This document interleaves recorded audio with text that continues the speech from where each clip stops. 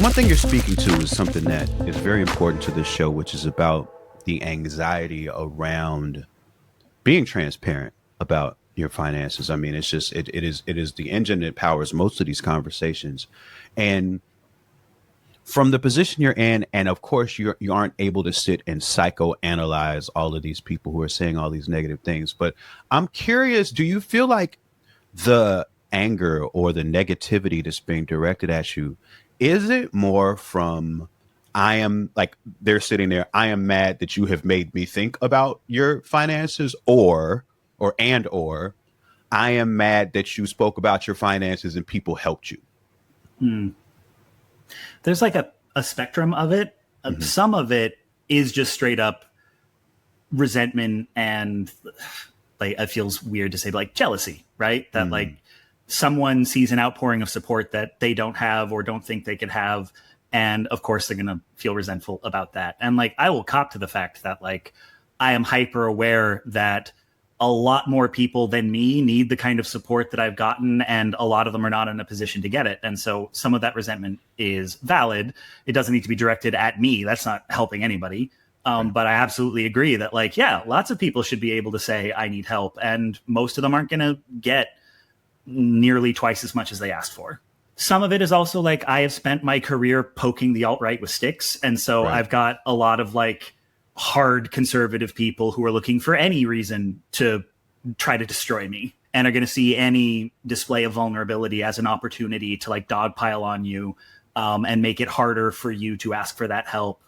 They also just like periodically throughout my career, they flirt with the idea of what if we destroy his life with a harassment campaign the way we've destroyed a lot of other people's lives with harassment campaigns. And I will cop to the fact that like, as a cishet white man, they tend to get bored of me pretty quick and move on in a way. Like people have been hounded for years for way less than the stuff I've done. But that being said, it is still like a terrifying situation to be like, what if this is the time they don't get bored? What if this is the time they actually do like show up at my house to shove dead animals in my mailbox, which is a thing that happens to people when these folks get mad enough at you.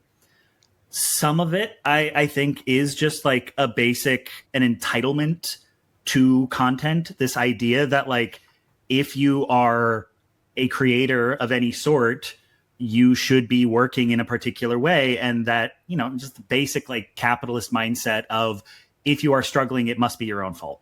And so I've had people like say things like, why wouldn't you just move to the greater like Dallas metropolitan area, which is so much cheaper than where you live, as if like moving doesn't cost money, as if like networks of friends and family are not important, as if like my health insurance isn't tied to the area that I live and that's going to be different, or as if self-employment taxes are cheaper anywhere in the country, you know? It's people who don't know about your life, and their world is simpler if they remain in ignorance about that and just assume you could be fine if you weren't such a loser.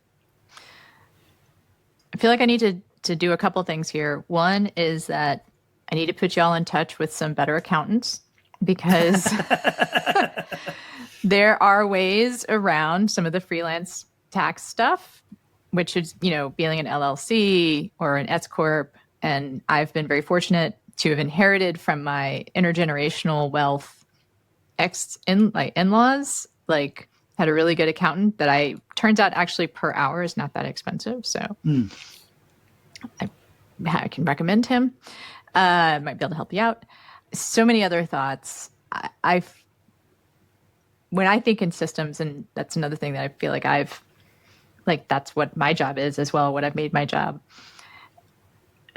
I think about how much of the harassment would dissipate if we had universal basic income and nationalized healthcare, you know, because it's the anxiety about all of that that turns people mean, right?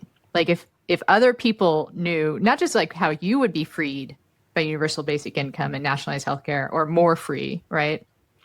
A lot of creators would be able to focus on their work, not because they could live on UBI, but because like you would know, like, all right, like I've got some space here. I've got some mental space. Another thing maybe we'll follow up on, but how other people's anger can be dissipated if they know they have enough to live on, right? Like, not all of it's alt-right is alt-right. But even then, I feel like some people this is a classic thing, right?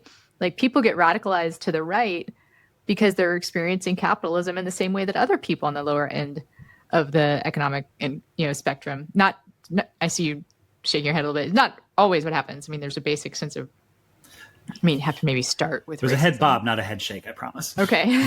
Like, there are other reasons too, but I do believe that economic scarcity and class resentment and racial resentment can be like the brew that sends people to the right, And so if you take away one of those things, it might help some.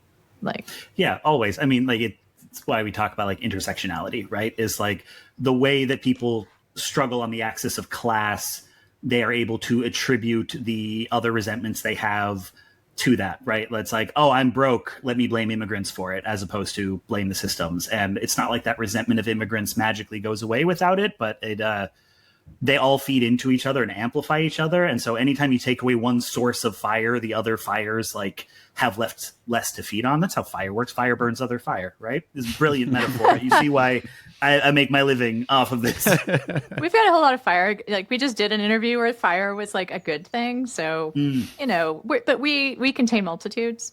I also want to say, appreciate you acknowledging cis het white guy as being part of the equation as well. Because it is when a creator who is not that gets a lot of attention that those fires, again, the bad kind of fires, can get turned up super high, right? Because the resentment, someone being rewarded for doing what they love, I think makes some people very, very angry.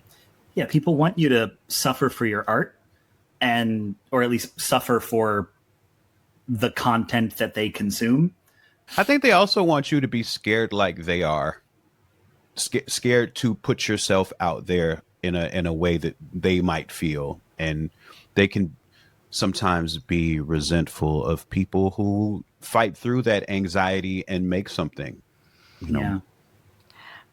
But here I want to get to the burnout question and the demand for content question, which I struggle with a lot, because I've just had to come to terms with, like, I'm not a newsletter person. I mean, I have one. Everyone should subscribe. But I am not someone that's going to just easily churn out 3 newsletters a week, right? Like, that's just not that kind of writer. And I feel like in newsletter world, which is kind of where I live, well, journalism world, I don't want to live in newsletter world. What's becoming the norm is having a newsletter and just like boom, boom, boom, boom. And it makes it harder for me to do good work if that's what I'm thinking I need to do. Yeah. I'm not even doing the work to get burned out. Does that make sense? Like, yeah. I feel like I'm not even producing enough to say that I'm burned out, because I'm not producing, but it's thinking about having to produce almost. It's the mental. Sort of the expectation too, right? The expectation that you'll have to produce at such a quantity that you don't really feel comfortable at. Yeah, it is. I every once in a while, like, try to remember that when I was getting started, I was maintaining a monthly schedule. And I was putting out a video every month, and I've spent a lot of, like, my latter career where stuff has been a lot less frequent. It's kind of been like when it's done, and sometimes that means it's 4 or 5 videos a year. And I think back to, like, wow, I started out, I maintained a monthly schedule, and I was freelancing, and I was a part-time student. What happened? But then I asked myself, like, well, is there any amount someone could pay you to live the life you were living at that time? I was like, oh my God, no. No, I was so fried. And that's a big part of why the pace is slower now, is like, it's not so much that the workload now is intense, but because you've only ever partially recovered from when you were actually maintaining that, because, you know, you never really gave yourself the space to fully recover. And I remember this game designer who wrote this thing about burnout a long time ago. It's funny because it's John Blow, who, like, we don't like John Blow anymore. He said a lot of messed up stuff, but he wrote this thing about burnout a long time ago, and he was saying how, like, your body knows what happens when you apply yourself fully. And so it resists. It like refuses to let you work at peak capacity because the last time you worked at peak capacity, you tried to stay there longer than was healthy.